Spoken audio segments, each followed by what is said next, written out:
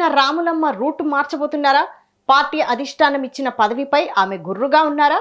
ప్రస్తుతం పార్టీ వ్యవహారాలకు ఎందుకు దూరంగా ఉంటున్నారు? అనూహ్యంగా దక్కిన ఎమ్మెల్సీ పదవిపై ఆమె అస్సలు హ్యాపీగా లేరా?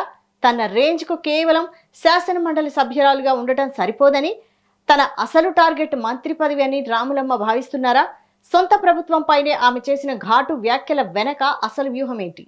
త్వరలో జరగబోయే మంత్రివర్గ విస్తరణ కోసం ఢిల్లీ పెద్దల దగ్గరకు ఆమె పట్టుకెళ్తున్న ఆ ప్రత్యేక బ్లూ ప్రింట్ ఏంటి? అసలు గాంధీ భవన్ వర్గాల్లో నడుస్తున్న ఆ ఇంట్రెస్టింగ్ చర్చ ఏంటో ఇప్పుడు చూద్దాం.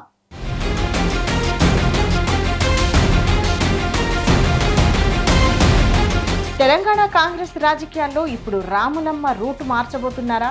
పార్టీ అధిష్టానం ఇచ్చిన పదవిపై ఆమె అసంతృప్తిగా ఉన్నారా అంటే అవుననే అంటున్నాయి గాంధీ భవన్ వర్గాలు.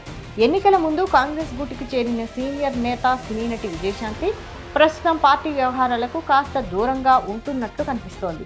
పదవులు ఉన్నా లేకపోయినా తనదైన శైలిలో దూకుడు ప్రదర్శించే విజయశాంతి ఇప్పుడు కాంగ్రెస్ తీరుపై కొంత అసహనంతో ఉన్నట్టు ప్రచారం జరుగుతోంది.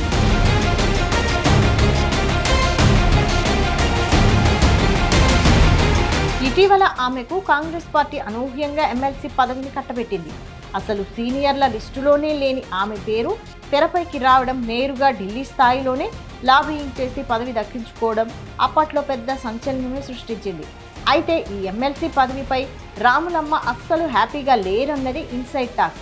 తన సీనియారిటీకి, ఇమేజ్కు కేవలం శాసన మండలి సభ్యురాలుగా ఉండడం సరిపోదని, తన అసలు రేంజ్ మంత్రి పదవి అని ఆమె భావిస్తున్నట్లు సమాచారం.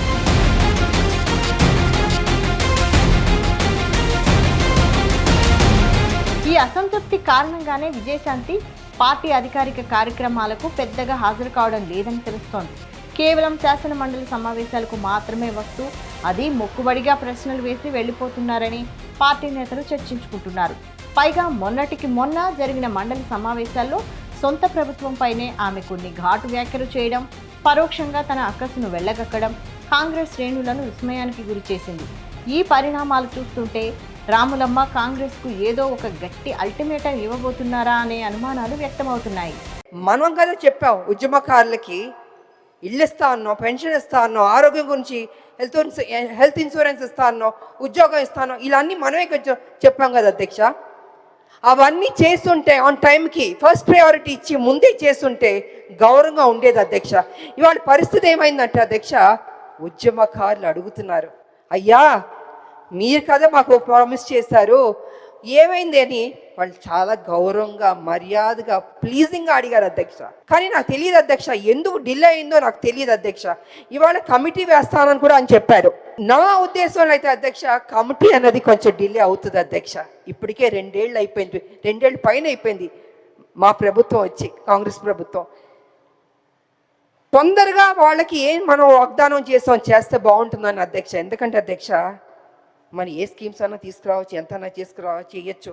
కానీ తెలంగాణలో ఉన్న ప్రతి బిడ్డ, ప్రతి రాజకీయ నాయకుడు, ప్రతి ఒక్కళ్ళు ఉద్యమకారుల గురించి గుర్తు పెట్టుకోవాలి అధ్యక్ష. వాళ్ళ గురించి ఎంత మాట్లాడినా తక్కువ, ఎంత చేసినా తక్కువ అధ్యక్ష.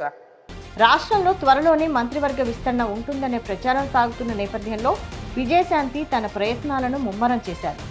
ఇక్కడి స్థానిక నేతలతో సంబంధం లేకుండా నేరుగా హైకమాండ్నే ఢిల్లీలో కలవాలని ఆమె డిసైడ్ అయినట్లు టాక్.